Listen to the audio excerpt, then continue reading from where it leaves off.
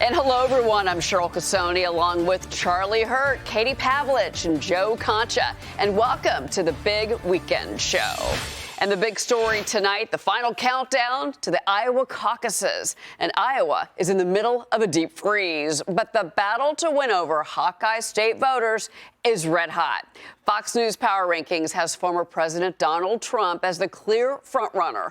Ron DeSantis and Nikki Haley are jockeying for second place, while Vivek Ramaswamy is still hanging in. Fox Business correspondent Grady Trumbull kicks off our team coverage from Iowa in Des Moines. And Grady, Trump is now attacking Ramaswamy.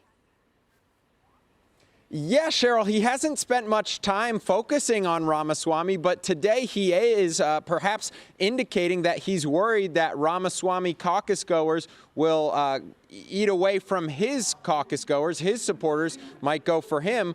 This is what the former president posted on Truth Social today. He says, "A vote for Vivek is a vote for the other side. Don't get duped by this. Vote for Trump. Don't waste your vote." Now, all of the polling does suggest that former President Trump is in the driver's seat in this race, but weather has been upending his plans and the other candidates' plans. He had 4 campaign events scheduled for this weekend. Only one of them is still taking place. The other 3 canceled. He's also holding a virtual town hall or a virtual event in about 30 minutes' time. I want to give you a look inside President Trump's campaign HQ here in Iowa. Volunteers, you can see them working the phones, trying to reach as many Iowans as possible in a final weekend push. He also posted a video message on Truth Social telling his voters to show up for him no matter the weather. One way or the other, I'm getting there. You have the worst weather, I guess, in recorded history, but maybe that's good because our people are more committed than anybody else, so maybe it's actually a good thing for us.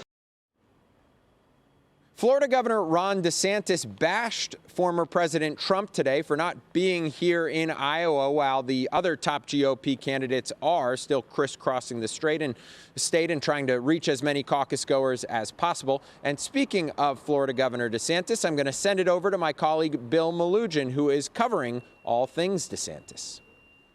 I'm Bill Malugin in West Des Moines. Florida Governor Ron DeSantis held multiple campaign events here in Iowa today. Despite the freezing temperatures, his supporters have been canvassing the state all day long. That includes DeSantis' own mom. She came out from Florida and has been knocking on doors in the 2-degree weather. Here's a little of what the Florida governor said here just a short time ago. I think people realize this country needs leadership, and we can't just rerun the 2020 election. So here's the thing.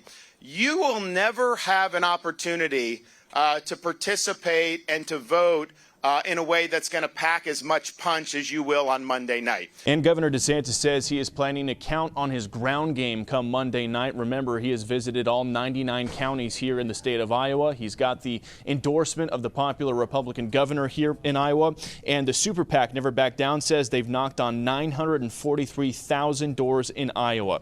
His supporters say he is the right man at the right time. The country is divided, and we need less division in the country. And somehow he did that in Florida, and hopefully he can do the same thing nationally. And tonight at 9 o'clock Eastern, the poll everybody's been waiting for is going to be released. That will be the Des Moines Register poll. It's been going since 1943. It's the last big one before caucus night, and it will show if Donald Trump is still firm on his huge lead or if some of these other candidates are starting to make up some ground. Cheryl? Bill Malugin, thank you from Des Moines. All right, so let's look at the poll that we have. The biggest one we have right now, Katie, is the Suffolk University poll. Look at where we're at. Here are the numbers. Former President Trump, 54%. Nikki Haley, strong number 2, 22%. DeSantis at 13, 6% for Ramaswamy. These numbers, again, we're going to get that new poll tonight at 9 p.m. Eastern time. But at this point, is this a one-man race? Look, the only person who's had any consistency in the polling for months has been President Donald Trump. Of course, you see Nikki Haley and Ron DeSantis jockeying for second place. Ron DeSantis has had a hard time gaining momentum, especially in the last weeks and days leading up to Iowa. But the bottom line is that polling is just a snapshot in time, and historically, polling has been difficult for the Iowa caucus. It's actually less accurate when it comes to caucusing than it is for, like, a New Hampshire primary, for example. So previous winners in polling have not necessarily been the ones who've come out on top on caucus night. So we'll have to see if those numbers actually add up when the votes come in. One thing on the turnout, clearly every campaign is working very hard and not taking anything for granted when it comes to getting everyone out. Caucuses are about convincing your friends and your family about who the best person in this race is and who deserves their vote. And we're going to be seeing a lot of that Monday night. But people are talking about that now, as you saw with the Fox News town halls last week, with the number of candidates, people coming to these town halls and saying, I was thinking of voting for DeSantis, went back and forth, voting for Trump, or I voted for Trump last time, I'm voting for Nikki Haley now. So people in Iowa are changing their minds. And I think it's exciting, given that this is the kickoff to the delegate race in addition to the voting. It is. And you know what, Charlie, I'll tell you what, Ron DeSantis has gone to every county in Iowa. He has been all over the state multiple times in some county instances. He had a very interesting exchange at one of his events with somebody that kind of called him out for what I think a lot of people are thinking about his recent poll numbers. Watch this. Before we get started, thank you, everyone. Governor DeSantis, I want to present to you this participation trophy. Now, probably not going to win the election, right? But we're proud of you for trying. There you go. I mean, sorry, buddy. He's special, he's unique, and he's our little snowflake. Thank you. Here you go. Do you want the award? We're so proud to give it to you. Charlie. The poor guy. He just can't get a break. And for a minute there, it was like he was not really sure and his wife was not really sure exactly what this was all about. They weren't sure how exactly to read this situation, and it took them a minute to realize they were being heckled. But it's kind of a story of DeSantis's campaign. And I think Katie is exactly right. The one thing that has been true throughout all of this has been Trump's dominance here. What's most amazing to me is that just since September, Trump has seen his numbers go up anywhere from 8 to 12 points in polling.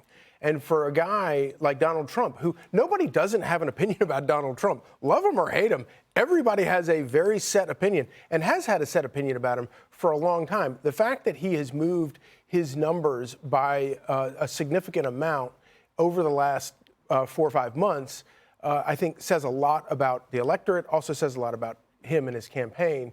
Also, the fact that he's going after Vivek Ramaswamy here in the last hours of the caucuses tells us that he is taking this very seriously. It doesn't matter to him that he is beating Ramaswamy by tenfold. He is taking nothing for granted, and he understands that at some point there is, when you look at the non-Trump candidates, Nikki Haley, Ron DeSantis, and Ramaswamy.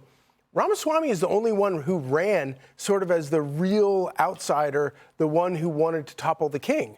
No, everybody else kind of played it safe. Yeah, with the business background to boot. Yes. Yeah, that's a great point. He ran like he had nothing to lose. Yeah. And so I think it's kind of interesting that obviously he's still in the single digits in polling, but the fact that Trump is taking it seriously reflects how seriously the campaign is taking Iowa. Well, we haven't even had one vote cast, but of course the media has been all over all things GOP presidential race. And what's been interesting is seeing some of the Wall Street Journal editorials that have come in. And Joe, I want to take this to you. So here's this one. Ron DeSantis' big bet on Iowa risks not paying off. And then the authors go on to say DeSantis has focused nearly all of his time and resources here to poor performance would drain him of momentum in a race that heavily favors the former president. An Iowa result that seriously wounds DeSantis if he finishes third could set the stage for a more viable Haley challenge to Trump. So that's the media's take on this. And it's accurate. You think it is? Yes, okay. Because if we see that Suffolk poll again, the big number that stands out to me, 2 numbers actually, the fact that Trump is above 50%, which we have not seen very often, and the fact that Haley is in second, DeSantis in third, nearly 50 points behind Trump, or 40 points behind Trump, at 13%. Imagine that. You put all your chips into the middle of the table. You go to all 99 counties. You have this great record from Florida to run on. Crime at a 50-year low. More people moving to your state than any other. Educational standards where people want them. He has a story to tell, but for whatever reason, it is not resonating. The question is, after this, what happens in New Hampshire? Because the only way Nikki Haley has any shot is if this is a two-horse race. As long as this pie is fractured, Donald Trump wins. If it's Haley versus Trump, she at least has an outside chance to take. Okay, I'm glad you brought up New Hampshire, because one of the things, Katie, that's going to be interesting with New Hampshire is with Chris Christie out, he had put all of his marbles into the New Hampshire basket. He made that very clear, but he stepped aside. Do those anti-Trump Republicans that were for Chris Christie go to Nikki Haley in New Hampshire? Well, look, Christie was caught on a hot mic saying that he believes that Haley's toast. Now, if he thinks that, then a lot of his voters may have similar sentiments. The point is that it's not a given that just because they are similar, I guess you would call them establishment candidates, as we're, kind of break up the field here, that they would automatically go to Nikki Haley. They may not vote. They may go to Ron DeSantis. They may go to Donald Trump even. Yeah. I mean, you've seen this back and forth between Haley and Trump as well. Right. It's not just a passing between Nikki Haley and Chris Christie. Well, we're going to see Nikki Haley in actually just a few moments. We're waiting for her to come out live. But real quick, Charlie, before we run. And of course, the longer-term problem for anybody who's anti-Trump is that if you keep coming in doing an impressive second place finish, you're still going to lose in the long run. All right. Joe, final word? Donald Trump once said he could go out on Fifth Avenue, shoot somebody, and his supporters would still be there. They are that loyal. It's starting to prove right. How many trials do we have? How many indictments? 91. Okay, yeah. All right. Hey, Sean Hannity here. Hey, click here to subscribe to Fox News YouTube page and catch our hottest interviews and most compelling analysis. You will not get it anywhere else.